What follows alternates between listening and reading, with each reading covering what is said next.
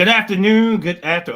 Let me see. Good afternoon, everyone. Good afternoon. I hope everybody's doing a great Sunday. Even though the weather is kind of crappy around here, but it's all good. It's all good.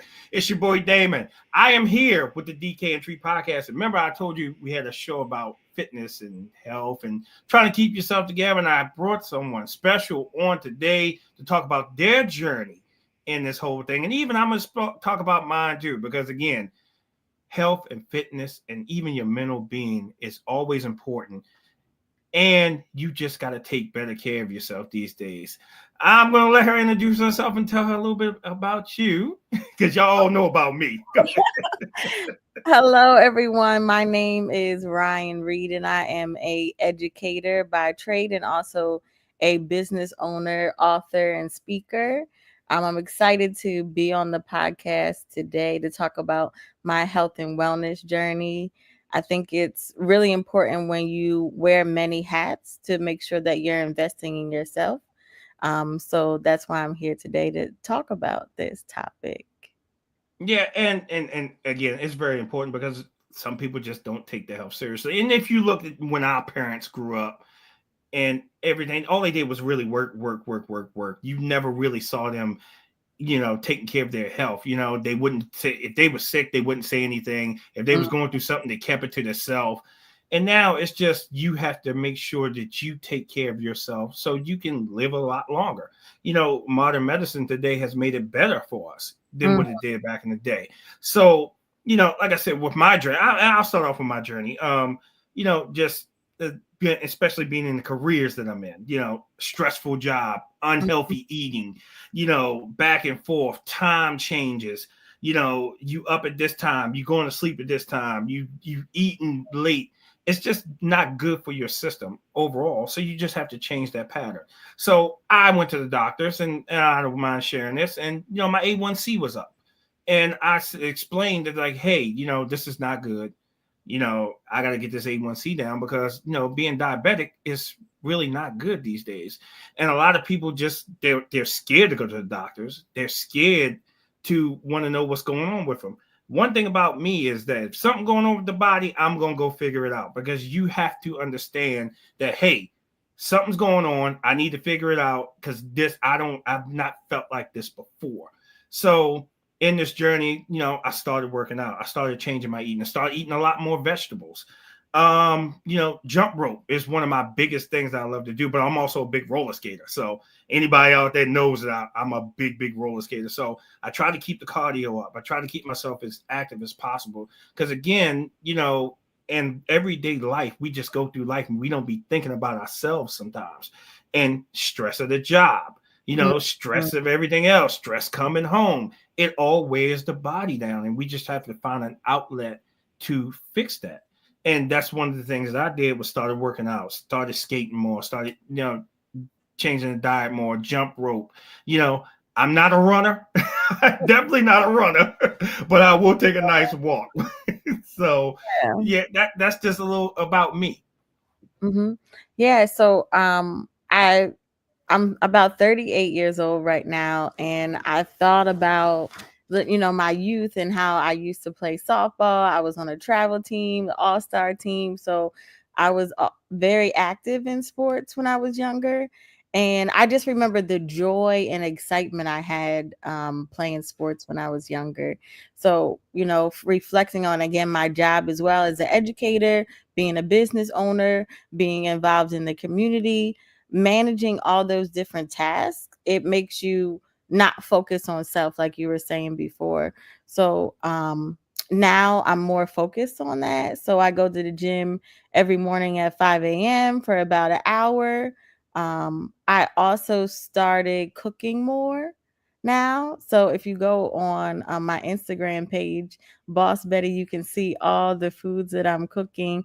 I last night I cooked some marinated chicken. I marinated the chicken for 24 hours before cooking it, and I had some corn. So I'm making sure that I'm eating well and not going out to eat too, because I think it's important to cook for yourself instead of going out and eating. And that's not just for your physical health, but it also, for your pocket as well. If we are going to the grocery store and cooking our own food, then we are also making sure that our financial health is well, just as we are invested in our physical self, which can also help with stress if you're not overwhelmed by your lack of income and lack of money. Oh my God. And just before we came on the air, we was just talking about that. I just went to the store and Yeah. I'm looking at the shelves and they like bare bone empty. I'm like, oh my goodness, is the apocalypse coming? Let me slow down. The bread was mostly gone. Just shelves are just empty. And I'm like, it's really sad at the time that we're going through, because of the simple fact that, remember, back when we were younger and growing up, you had never worry about anything like that. Now in today's society, like, oh my God, am I going to have a meal? Can I afford a meal? Can I afford? We can even talk about what gas and electric. Can I afford that? Can I afford the place to live? I'm choosing between food or medicine, Mm-hmm. and that's really, really sad. That is really sad. And I also think about too, intermittent fasting as an option to make sure that you're investing in your health.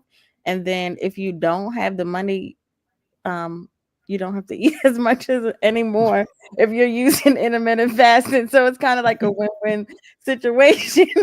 You just don't keep your intermittent fasting, you just don't have the income. So make it work. Really, really good. Make it work.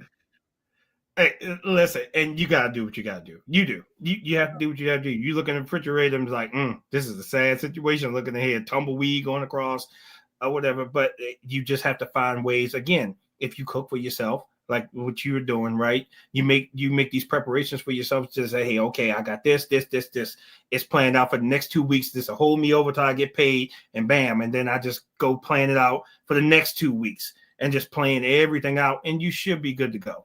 But like I said, I'll share another thing with me as far as health. This is back around maybe 2012, 2011. And again, you got to pay attention to your body because your body tells you things. Mm-hmm. And one day went out to eat, right? We all went out to eat, sat down. And after that, I got a headache. And I was like, I don't feel good. I got a headache. So I got rid of that headache. Now, well, I was trying to get rid of it. So I talked to the soup and I said, hey, I don't feel good. Can I go home? And he was like, yeah, go ahead. He said, you all right? No, I said, I really don't feel good. That was day 1. Day 2, right? I still have this headache. Now I'm taking everything, Tylenol, Excedrin, anything you can do to try to get rid of a headache, I'm taking. It's not working. All right, no big deal. So I go back to work the next day and I'm still going through this headache. And I'm like, something ain't right. So I go to the hospital, right? And I kept telling them what was wrong. They gave me a CAT scan. They said, we don't see anything that's wrong. I said, well, something is wrong because I don't suffer from headaches. Right. I said, so something's wrong. Can you please check again or whatever? So they send me home. They discharge me. So I'm home. We're on day 3, right? I got this headache, and it's getting worse. And I'm like, I don't know what's wrong. So I went to CVS and I got some BC powder. I said, BC, I said, all right, let's get this done. That didn't work. I said, okay, something's wrong. When BC powder don't work, something's wrong. I went to another hospital. By this time, my eyes were sensitive to light. My fingers was tingling.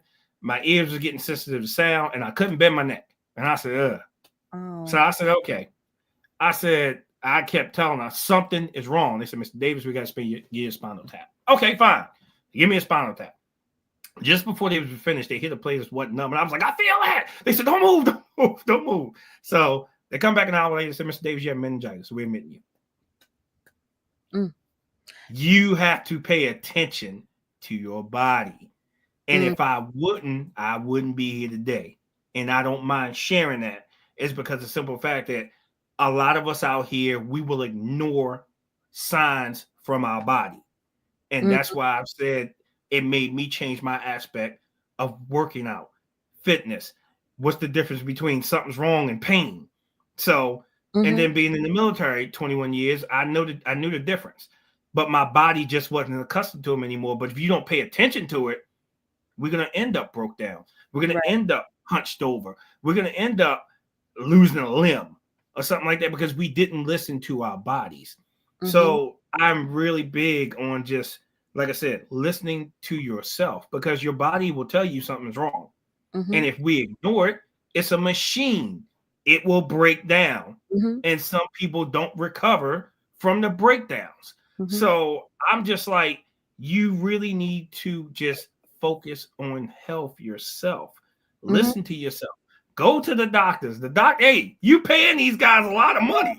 You Go brought listen up like to a really important point about advocacy in your health as well, because a lot of times, people don't go to the doctors because of historical fears, or they're not listened to when they go to the doctors. So, you didn't stop when they were saying like you're fine, and you're like, no, I'm really not.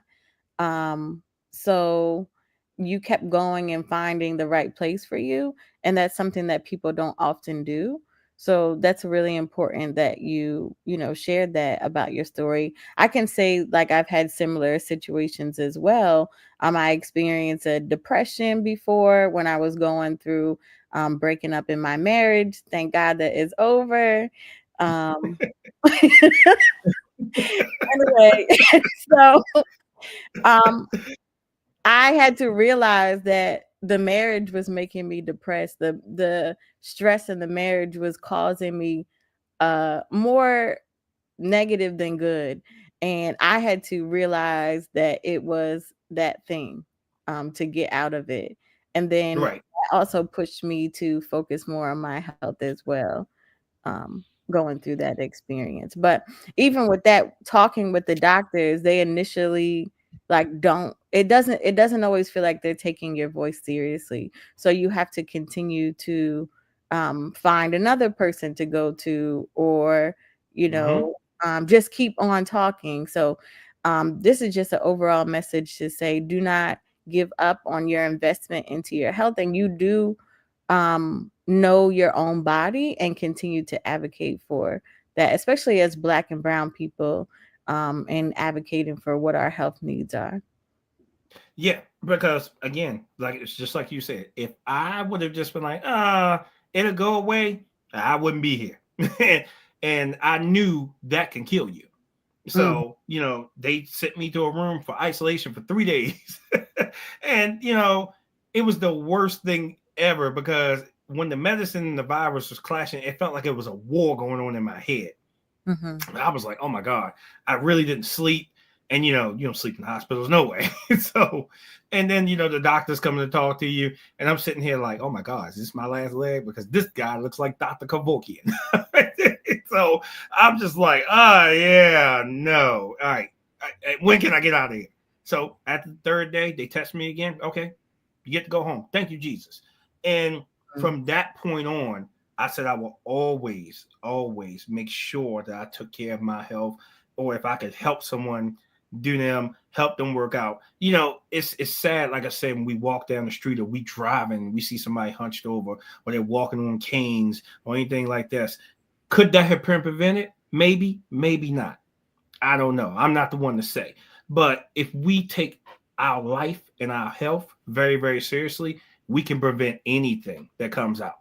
Now, time catches all of us. That's perfectly fine. mhm, But before that time does, at least we can do something about it for slowing it down. So, mhm. Yeah. What I'm focusing on right now is like, how can I have whole life integration between my career and my health and wellness?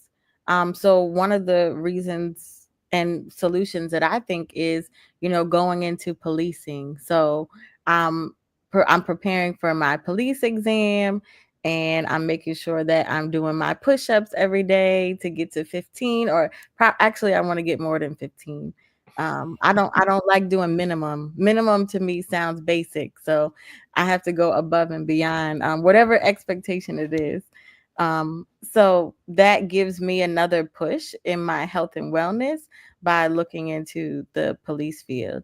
I love education. That is definitely a part of my heart, but moving forward, I want to have whole life integration. yeah. and that's fine. Hey, come on over. We need the people. But yeah, like you said, we're integrated. But like I said, even when you come into that type of career field, it doesn't stop. You just got to keep going. You got to find a way because again, the schedules change. You know what I'm saying? You going from days to evenings to midnights, and you know the schedule changes, and that's where the unhealthy eating comes in because I'm not supposed to be eating at 3 o'clock in the morning, but I'm up all night. And Mhm. then next thing you know, I'm getting home and I'm going right to sleep. So it's just a balance that we have to find out with, trying to like work this all in. Like if I'm on evening shift, I work out during the day. If I'm on day work, I work out during the evenings. So, Mhm. you just make sure that you balancing everything out. And then if I'm traveling, what I do is I take some workout clothes with me because I'm gonna do something. I take my jump rope with me. As long as I'm doing something to make sure I'm keeping myself active, or just go for a walk. If they got a nice little lake someplace, go for a walk around the lake. Just do something and keep yourself active. Because again, when you're coming into a career like that, it's a lot of stress because now we're dealing with everybody else's problems. And Mhm. then some people, it just may weigh on them for what you may see, what you may go through, or what the next call could be. So, yeah, you just got to always, your mind has to be strong and the body has to be stronger. Mhm. So, you just getting through, like I said, it's just one after the other, after the other, after the other. And a lot of people say, "Oh, you're desensitized." This and that. Like, no, I'm not desensitized. It's just a simple I'm fact that different. hey, I have every situation is different, and you Mhm. got to deal with it differently. Every situation that you go through is different, Mhm. so you have to keep yourself strong. And then once it's finally the day is finally over, you just got to have that mental reset. Like, okay, let me go to my happy place. If it's working out, it's fine. If it's roller skating, it's fine. If it's whatever your outlet is, it's fine. But have an outlet, because if you don't have an outlet, that becomes the biggest problem. Mhm. Because then they go to the bottle, and that's a problem in itself. So, Right. Yeah, you brought up a good point of like a part of your physical and mental health is having an outlet and not using negative vices to address those needs. So when you are eating healthy, when you are going to the park and walking around, you are actually like filling your life with positivity instead of picking something that is actually going to kill you faster. I know a lot of people in my family, suffer from alcoholism, or especially my family members who've been in the military. That is something that I've seen them experience. So I also know that's not something that I want for my life because I've right. seen what it happens to other people. So that's not something that I do often at all because I know it's harmful. So, some tips are would if you are experiencing those things, like get a sheet of paper out and write down like what brings you joy. What are things that you do that brings you joy? And when you're going through these stressful situations, pick out that list and just pick something. Like even think about like what happened when you were a child and it caused you to laugh, or even go into a comedy show, or things like that, to fill your life with positivity and joy instead of the negative. I know today, I also went to church and I was supporting a 5-year old girl in her recital, and I brought her flowers. So she got to see the flowers after the end of her recital. And, that also brings me joy to invest in the youth and making sure that they feel filled and loved in whatever spaces they show up. So those are other things that you can do as well to make sure that you're investing in your own health and wellness while also investing in the community at the same time. Amen. Mhm. Because those young ones are our future, and right now they're very misguided. Mhm. And if we can turn the table with them, they'll be fine. It's just okay. I'll use roller skating for example. That's a big outlet. So my daughters, hey, they have to roller skate and tell them this is something I do. Y'all gonna do it. So putting them on them skates because it gets them off the street. Number one. Number Mhm. two, it's an outlet. It's something they can learn, enjoy, and then when they see that you enjoy it, they'll start enjoying it too. And then it just gets passed down and passed down and passed down and passed down. So seeing my grandchild on some roller skates. It's just an amazing thing because the simple fact that they're fearless when they're kids because they don't have a fear of falling. You start getting older, like, oh man, if I fall, it's over. So it's just watching the elevation. Then they want to learn the tricks just like you do. They want to learn the steps. They want to learn the move. They want to learn how to go backwards. Well, just turn around. So I got you. Turn around. So that's why I'm a big advocate of roller skating. I've been doing it for almost 30 years. And I travel to skate. I go all over the place to roller skate. And when we finish up here, I'm going skating tonight too. So that's just a big thing that I love to do is skating. But again, it's a part of that fitness for yourself. You're going to work up a sweat. You're going to keep rolling. You feel the music, and the music is just you. You and the music are one when you're going around that ring. And there was a guy last week. He was actually recording a whole bunch of us going around there. I'm waiting to get the videos because I want to post them. So me and one of my buddies, we were just doing what we do. And he was like, "Is that a camera?" I said, "Yeah, he recording us." So it was just fun. But that's just one of the loves that I have. It keeps the stress down. Because guess what? I'm hyped up to know that I'm getting ready to go hit this rink. I'm getting ready to go roller skating. And, it's just fun. Then come home, take that shower, get that rest, get up. Guess what? The hustle don't stop. First thing, go hit those weights. You know what I'm saying? Go do that jump rope. Even if I ain't got time to do all of it, at least do the jump rope. It's something because that stress that you about to endure, your body, the more stronger your body is, the more stress your body can take. If your body's broke down, it's not going to be able to take that stress. I've been doing it for 19 years. I know. So yeah, what's so powerful too about what you shared is generational wealth of fitness, and that passing down the legacy of health and wellness in your family, which is something that we also struggle with in the Black and Brown community, that we haven't had access sometimes to joy, and we haven't had access to healthy options. So the fact that you're passing down wealth and through fitness in your family is really powerful. So that's an example for us all. Like I started off talking about me playing sports when I was little and playing baseball, and that is something that is a legacy in my family. I actually have a family member who was in the first Negro Baseball League. So, nice. We have that legacy of sports in our family. And I'm excited that I had the opportunity to even play, and I hope that one day if I have any children, they would love to play baseball as well. And I don't know if I'm going to be as hard as my dad was on me, because he kind of raised me like I was a guy and not a girl when I was playing. It's a funny story. I remember it was my 16th birthday was coming up, and he told me, if you don't hit this home run, your birthday party is just canceled. Like, don't even worry about it.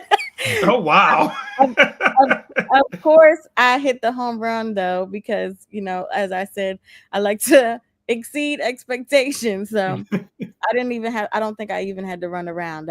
The ball was gone.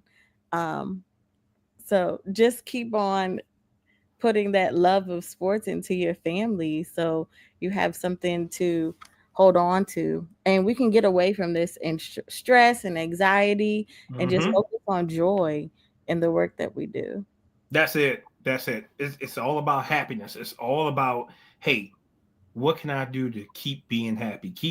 Because there's negative things that be in our life, and I'm not harping on your situation, but you said your husband was a negative situation in your life, right? It could be relationships. It could be the job. It could be anything.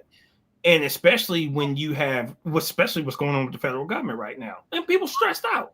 You know what I'm saying? That I had a job yesterday, now I don't have a job today. So that's a whole bunch of stress. So you have to find some way to turn that around. Hey, what's my outlet? I understand that I'm going through this over this, but I can't let that consume me. I have to get myself out of that and figure this out. But hey, I need some type of positivity in my life to offset all this negativity that I got going on. And that's the biggest goal that you have to have. And if you're not strong enough to do it, that's the problem. Because the simple fact that you were already defeated here, so it's breaking down everything else. Mm-hmm. So if you keep this strong and this strong, you ain't got to worry about it. You just keep pushing through it. You keep pushing through it. You keep getting strong. It's like, okay, I understand this door is closed, but I'm about to kick it down. I'm going to make it through here. I'll be fine. But I Mm-hmm. just have to turn this around. And as long as you don't give up, you'll turn it around. No Mm-hmm. matter how long it takes. I Mm-hmm. did a podcast on this. I said, no storm lasts forever. No Yeah. storm lasts forever. Okay. At the end of the storm, where's that? Sunshine. It's always a light at the end of the tunnel. We may not see it when we're in it at the time, but guess what? Once we get out of there, be like, and you look back, you're like, I never thought I could make it out of that. And you make it out of it. You Yeah. just can't give up. You can't quit. And giving up on your body is quitting on yourself. And that's why, like I said, I'm an advocate for working out. I'm an advocate for staying strong. I'm an advocate for just passing knowledge more than anything. When somebody tell me they can't, I said, why can't you? I ask them, well, why can't you? Well, Mm-hmm. why can't you do this? Oh, because of this, this, and this. Okay, well, that door may be closed. There's always another door that opens. Mm-hmm. You can't give up. You can't give up on yourself. The biggest problem is sometimes we just give up on ourselves. We can't give up on ourselves. Even when we down, we could be defeated. It seems like nothing's going right. But guess what? There's a light at the end of the tunnel. So Mm-hmm. you always, always bet on yourself. And that's what I do. I bet on myself every day. And it's just like with you. You bet on yourself every day. And especially playing the softball. I just find it funny that your dad motivated you for that home run.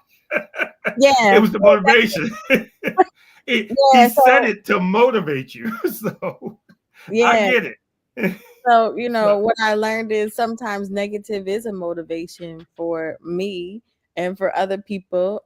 So, whatever is thrown at you, just like a ball coming at you when I used to play, how fast or slow the ball is coming, I'm going to hit that ball. Regardless of if it's a negative or a positive coming at me, I'm going to make sure that ball goes in the direction for my good. right, And that's a part of the reason why, like, I even started my business, because if I'm winning, I want other people to win too. So I want people to be successful in their careers and have access to resume writing, cover letters.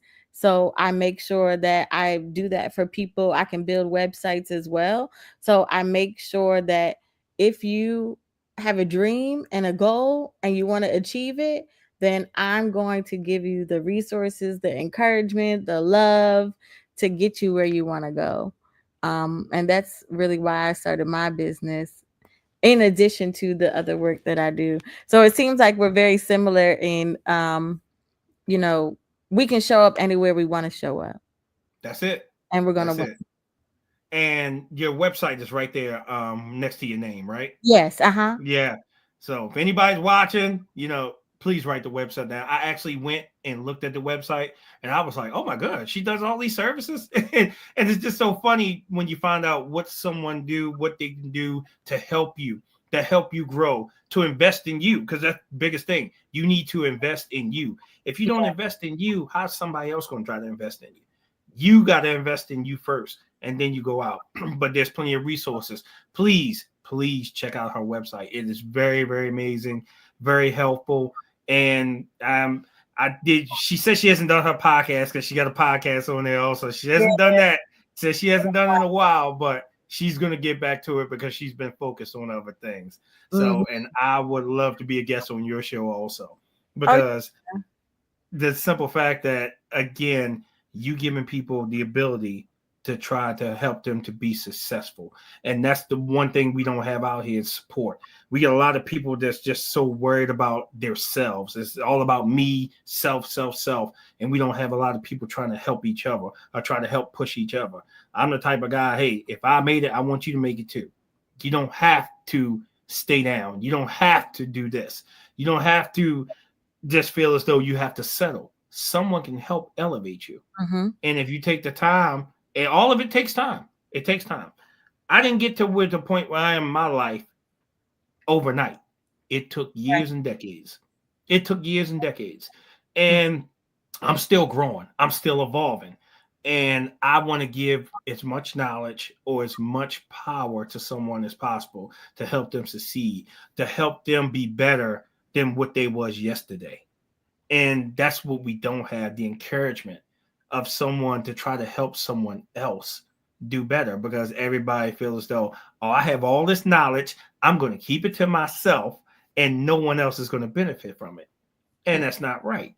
I will help anybody, the next person, the next man, the next woman. I don't care who you are. I'll give you the shirt off my back if I think it'll help benefit you better. Because the simple fact that someone gave me a chance when I was at the lowest point of my life. Mm-hmm. I want to return that favor. I want to give someone else a chance if they're at their lowest to get them to the highest point in their life. So, yeah, when I earned my MBA, one of the parts of the story of, being a business owner was it's important to have the generosity gene as part of your culture of your business. So, continue to give freely, because even if you feel like you invested in someone and they might have mistreated you or took advantage of your giving, like, it'll come back to you. I believe that it all comes back to you. Nothing you put out that's good is going to come back to you bad. So I make sure that that is a value that I live with. And it also helps with my mental health as well, because I don't judge people based on their negativity, right? Because they could be hurting and you don't know what fears that they might have.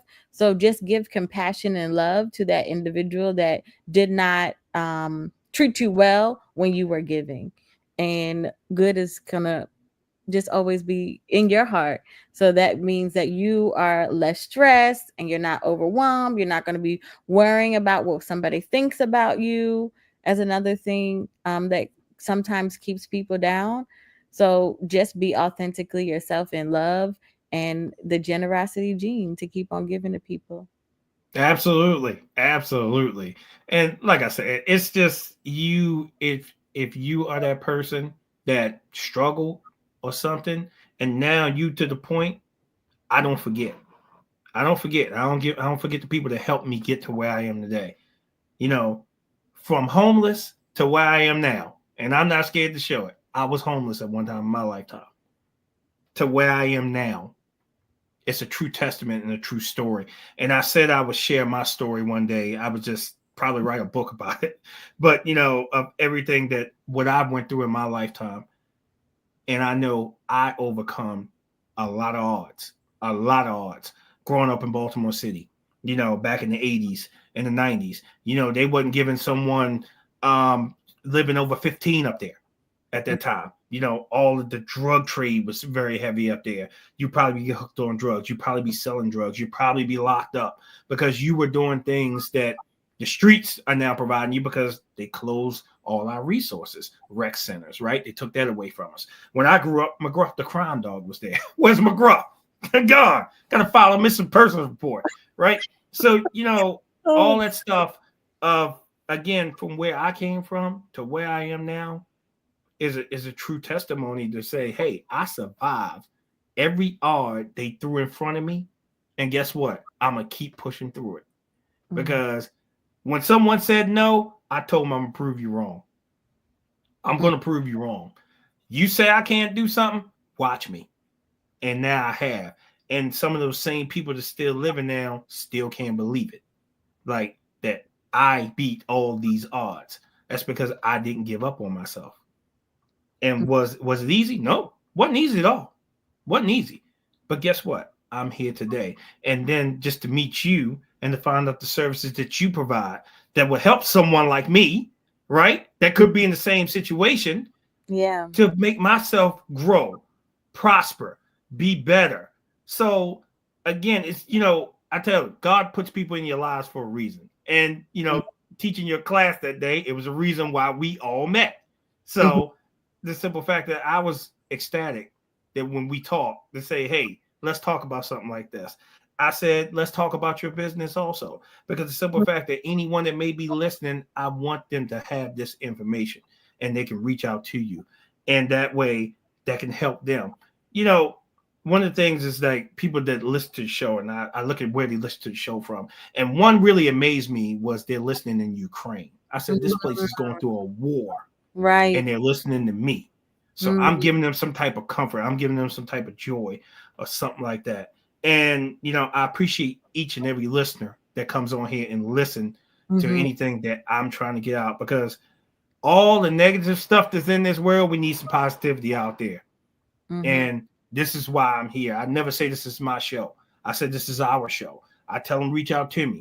Hey, I want to hear from you. I want to hear how you're doing, because of the simple fact that, again, I understand people go through struggles. I understand people go through problems. I understand people go through everything in their lifetime. But guess what? The one thing we can do is we can help you get to someplace better than what you was yesterday. That's my 2 cents. That's powerful. That's really powerful.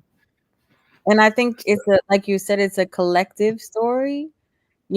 Sometimes when you're going through something, you don't realize that other people might be experiencing that same thing, or, there are resources out there to help you navigate through an experience. So, like you were saying, even with advocating at the doctor's office, continue to be an advocate for your own health and wellness by getting access and keep on asking for, hey, do you know someone who can help with this, or whatever the need is, and not giving up in that process, because it might feel like a lot of doors are closing on you when you are asking for help, but there are doors that open, and they're going to be the right doors for you.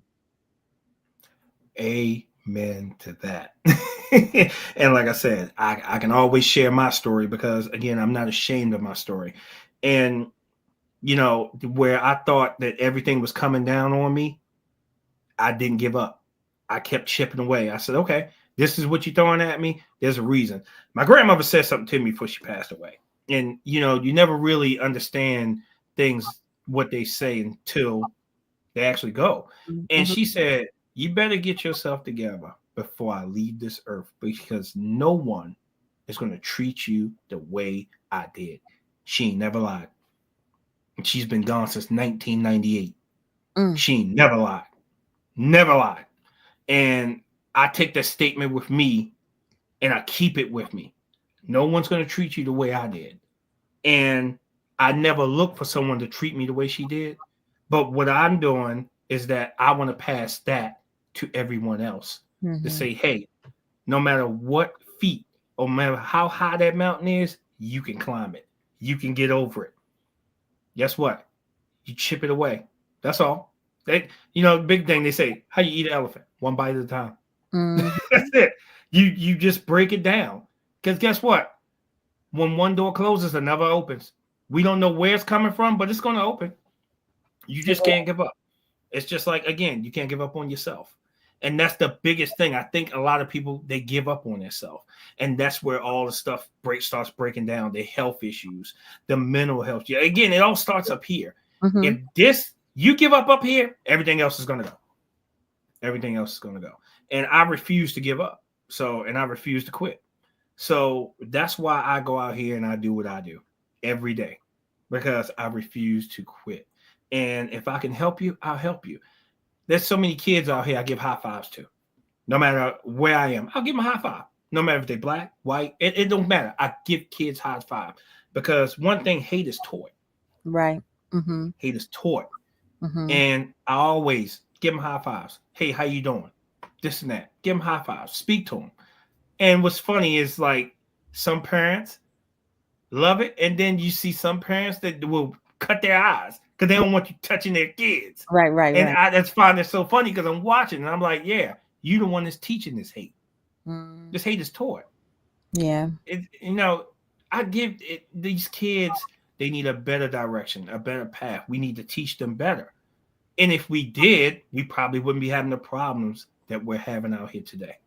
Mhm. So, yeah. That's very So, true. And I believe that life is also about polarities, where you might have two ideas that seem like they're opposite, but they might not be as opposite as we think that they are. And both things could possibly be true at the same time. And, like, the idea of, like, teaching hate, but there's also pain that goes along with that hate. So yes. where's the compassion on both sides, of whatever idea so we can come together for balance to really have a solution to address what the need is. So like, going into policing, I think about how in the black community it's like, oh, we hate police. Then also police are like, oh, hey, we're scared at the same time. So like both communities are in pain in some kind of way. And how do we say yes, both things are true? And how can we heal both sides at the same time? And I think that's through that collective acknowledgement that both sides are experiencing pain and both sides need love and support and compassion so we can move forward as a community. So Absolutely. when you are giving those high fives to the kids, that is so powerful to being a part of that solution to the work. Yeah, because again, the kids have done nothing. They've done nothing. They're innocent. And you see, another thing is like, I don't like kids seeing their parents impacted. Right. I don't like seeing that.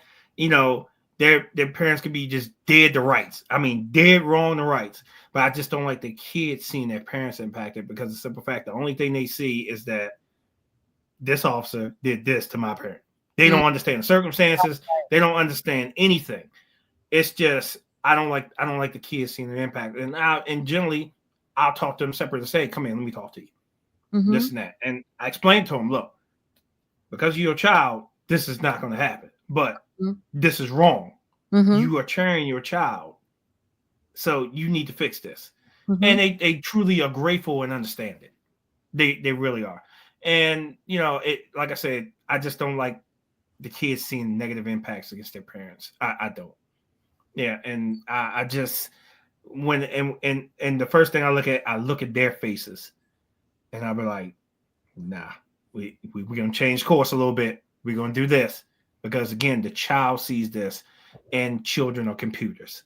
Mm-hmm. They remember everything.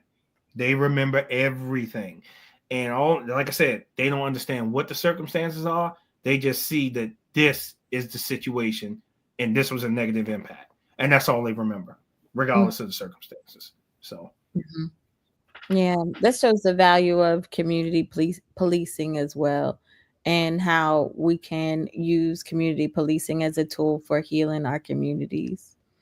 So it's powerful work. yeah, And yep, that going back to the health and wellness, not just of the officer, but also of the people in our community that we serve.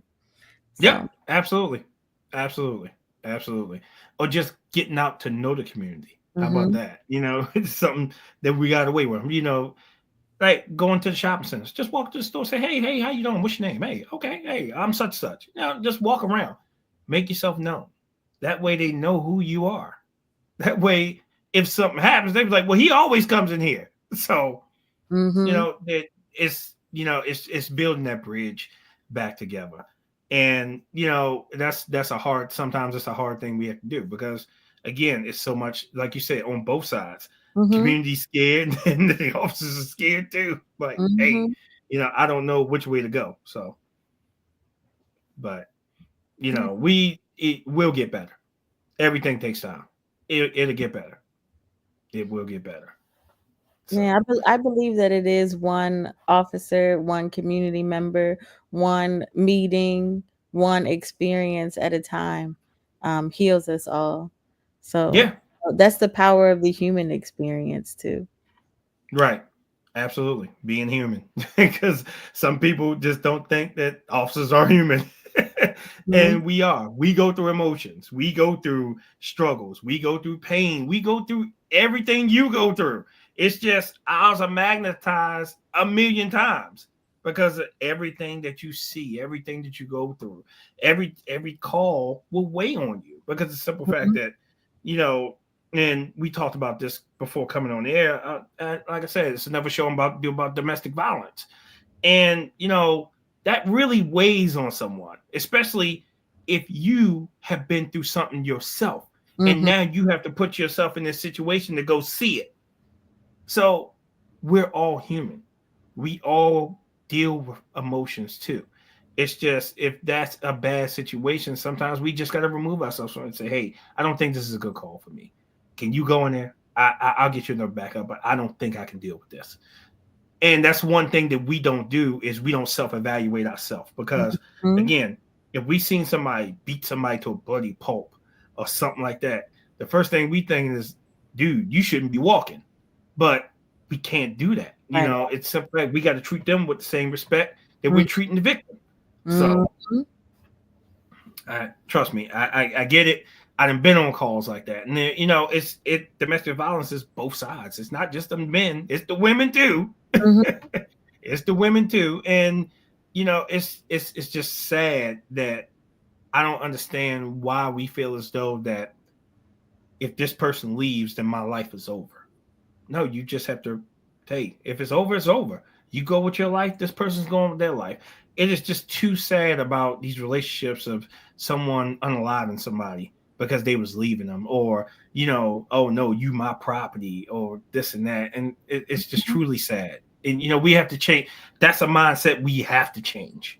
We have to change that, and to get better in society, because again, with me having daughters, that would affect me if I knew one of my children was getting abused.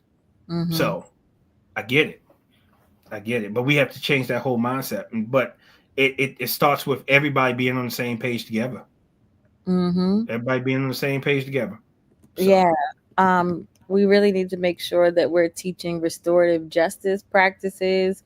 We're teaching reconciliation within our communities, because I think that's not always. I don't think compassion is always innate. Like you were saying, if you're not teaching compassion, if you're not teaching these things to our children, then they're not going to have the skills in order to process how right. to deal with any kind of conflict. You know, it doesn't have to be violent conflict, it's just conflict in general. Conflict in general. Absolutely. And that Conflict in general.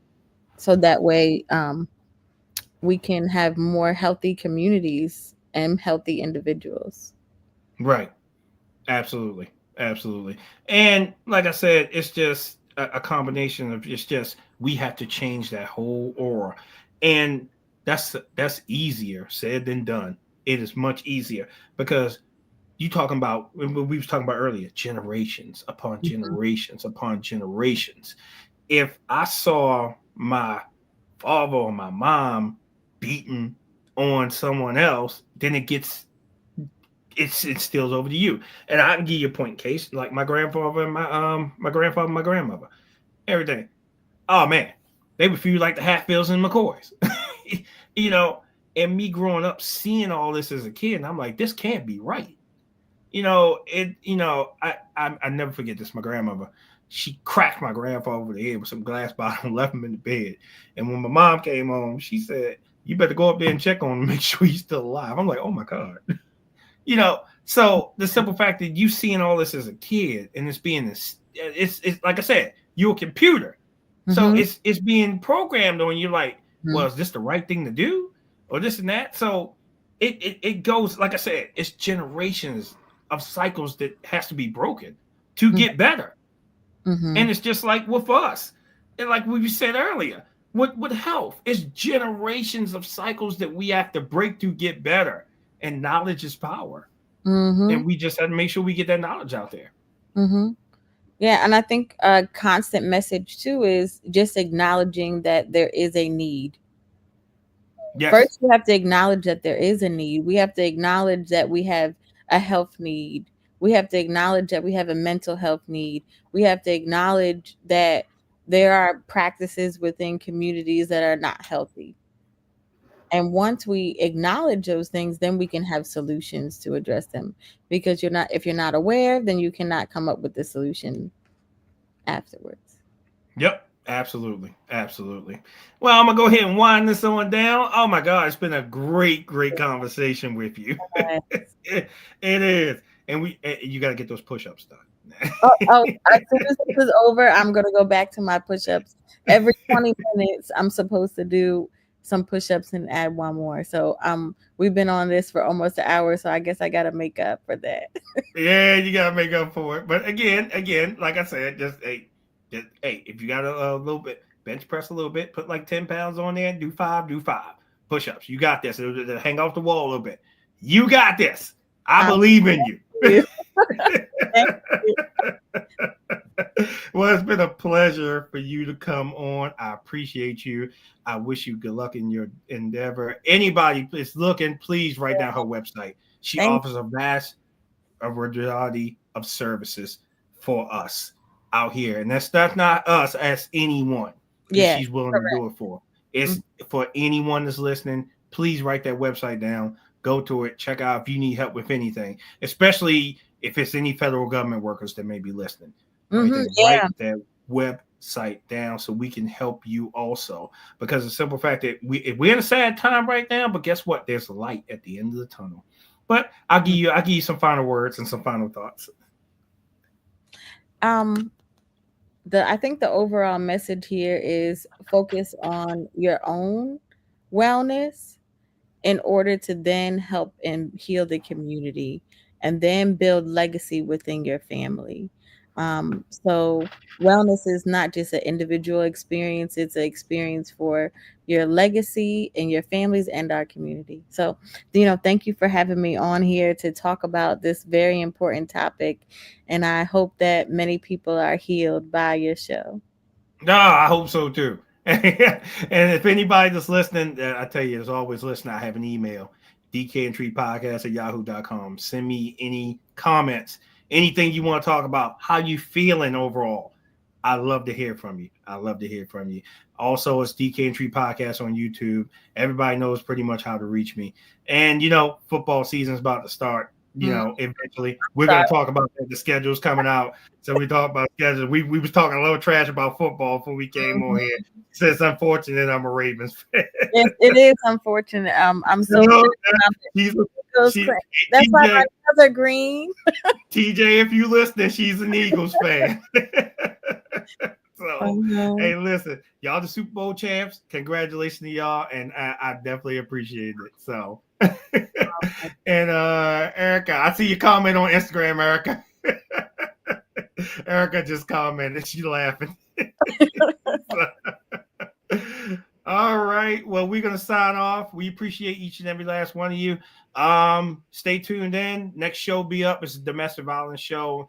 Any survivors, anybody that's in a domestic violence, if you don't even have to talk about it, please tune into the show. Maybe it'll help you get out of your situation. Maybe it'll give you some information to help you get past that situation. Or if you want to come share your story, you can come share your story too. I appreciate you. We're both signing off.